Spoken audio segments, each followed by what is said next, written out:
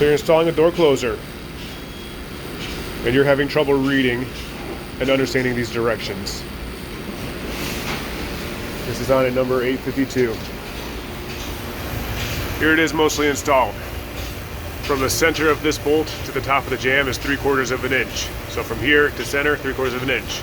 From the edge here to the center of this bolt here is 2 3/8 inch. So from here to center, it's 2 3/8 inch. From the center of this bolt to the center of this bolt up here is 5.5 inches. So it's 5.5 inches from here to here, center of bolt to center of bolt. I guess there's screws. From the center of this screw here to the center of this screw here is 2 1/4 inches. Drill these 2 holes first. Put the 2 screws in. Pilot these 2. Put them in.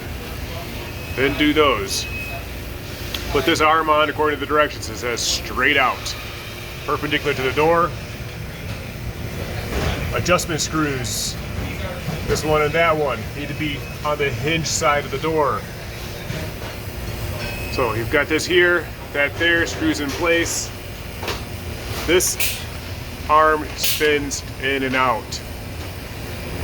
You want this one perpendicular to the wall when you're completed. So then we push this over. That does not line up. So I'm gonna unscrew it out a little bit.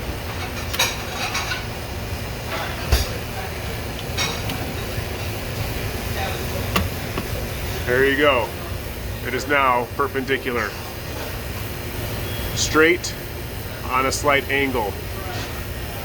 Put a screw in the top. Look at the directions and adjust your speeds.